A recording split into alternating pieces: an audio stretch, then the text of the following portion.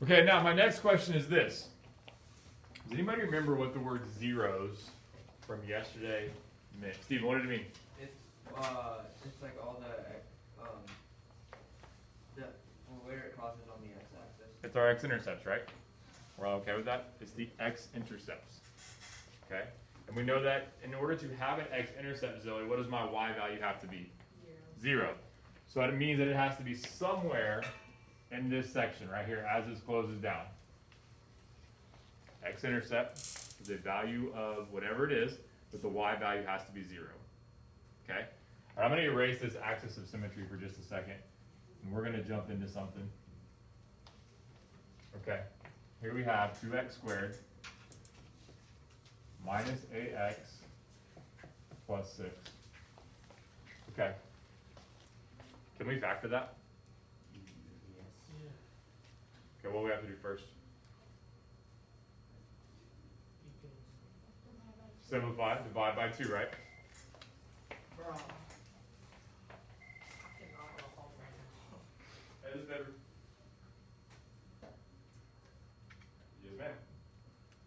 Stone, that one said early dismissal.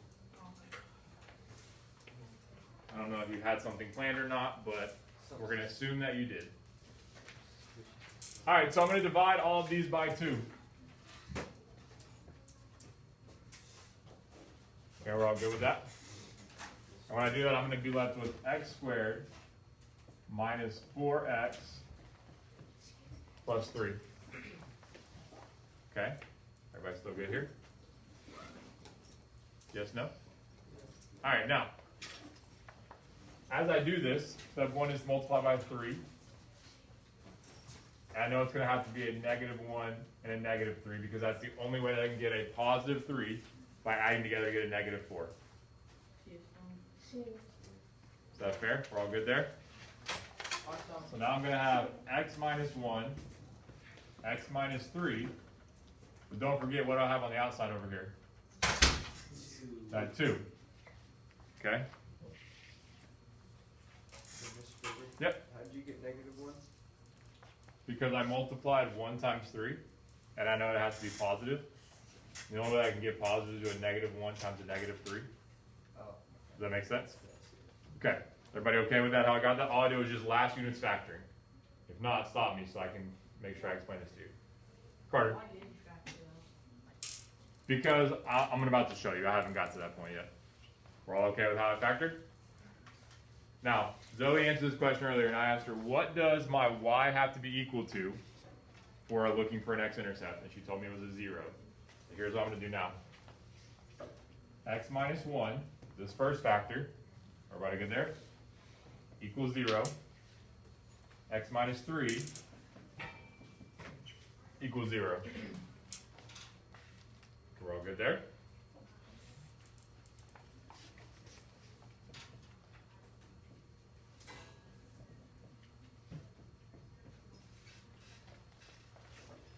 So here's what this is telling me.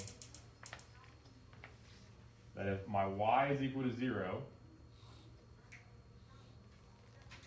that's where my 2 points go.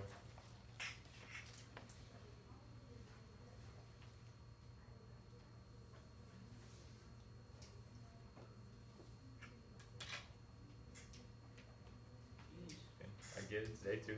I'm not expecting you to have this memorized. I'm just trying to show you. Okay, so here's what I did. I factored it out. Okay, I got it down to my 2 binomials. I set my 2 binomials equal to 0 because if we want to get super technical, we know that f of x means what? Y.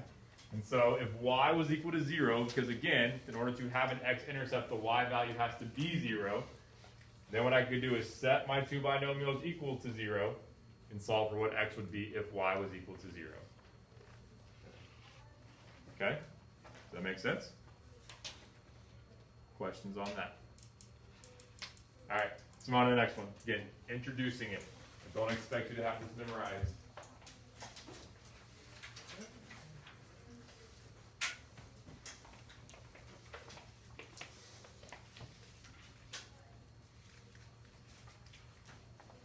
How are we doing on time? Good. We'll go a few more minutes.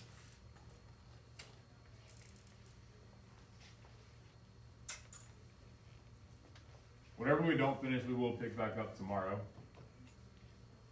All right, so a couple things I want to talk about now. A is what, positive or negative? Which means that my parabola is going to open which direction? Upwards, right? This last value right here tells me that I have a y-intercept of 8. So we know I have a point at 1, 2, 3, 4, 5, 6, 7. Oh, it's going to go over. So we're not going to graph that one. Do we understand? Could you graph it if you wanted to, though? If I gave it to you on a different line or whatever. Yeah, we could. Okay? What I want you to do now, though, is I want you to find the axis of symmetry for me. So again, x equals negative b over 2a. You should find the axis of symmetry for me.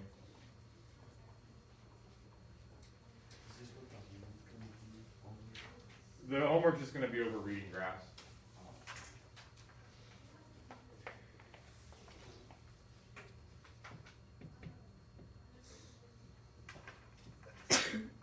Bless you. Thank you.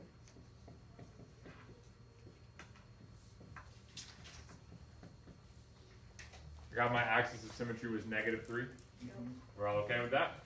Which means that if I split this in half, 1, 2, 3, my parabola is going to be split on that point. Are we okay there? Questions on that?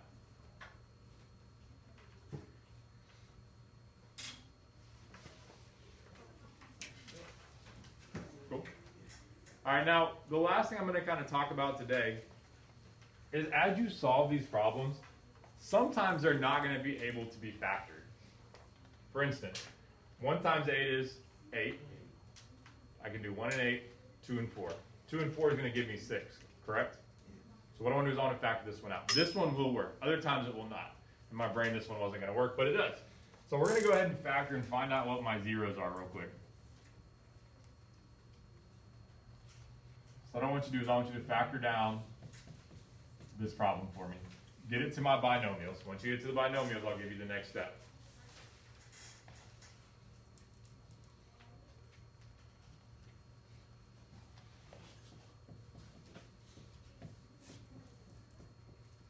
So you factor out the B, or like, or you factor out the C. What do you mean? It's just what we did all last unit. That's all it is. Nothing's changed. I didn't change anything about it. We're just literally factoring it out.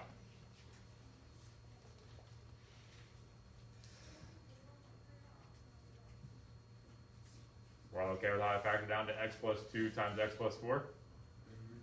Okay. Then we're going to set both of these equal to 0. And the reason we're setting them equal to 0 is because we're looking for our zeros or our x-intercepts. And y has to be 0 when x has that. Minus 2, minus 2, minus 4, minus 4. X equals a negative 2. X equals a negative 4. Not put the negative sign on this one. So we know that we're going to have...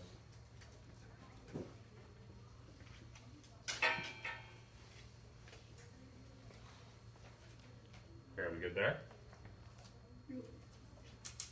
Everybody okay with how I got those 2 points? Yes, no? Okay, you good there? Okay, last thing I'm going to teach you. What did you say, negative 2 and negative 4? Negative 5. It wasn't negative 1. Yeah. It probably is. It's probably my mistake. Okay. I'm going to drop one more nugget of knowledge on you and then I'm done for the day. We found that x, this value, right, was my axis of symmetry, which according to my star chart says x, negative b over 2a. Well, if I know that this vertical point or this axis of symmetry is where my vertex is going to be, and we know that x is going to be equal to negative 2, if I plug that negative 2 into this x, it's going to tell me what my y value is supposed to be. Let me show you. Everybody's okay with how I got the axis of symmetry, right? Yes. And everybody's okay that we found that x was equal to negative 1, 2, 3? Yes. So now what I'm going to do is I'm going to take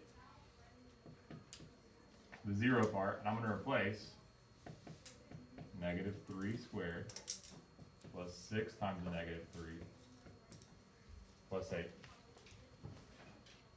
We're okay with that? Yes, no? So you plug in the axis of symmetry. Well, then we find out that the axis of symmetry was equal to x, and that's how I knew where to draw my dividing line. But now what I want to do though, is I want to figure out where does my point on this axis of symmetry actually go. So now I'm going to plug it back into the equation, and so what I'm saying is if x is equal to negative 3, what is y equal to? And what it's going to do is it's going to tell me where on this line do I actually put it. So I'll know where my vertex is, my minimum or my maximum. So negative 3 squared is positive 9, minus 18 plus 8, negative 9 plus 8, negative 1. So there you just found your vertex.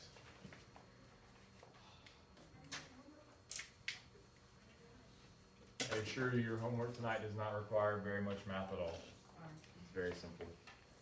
We will resume this topic tomorrow. We'll pick back up with it. I'm going to go ahead and stop it now.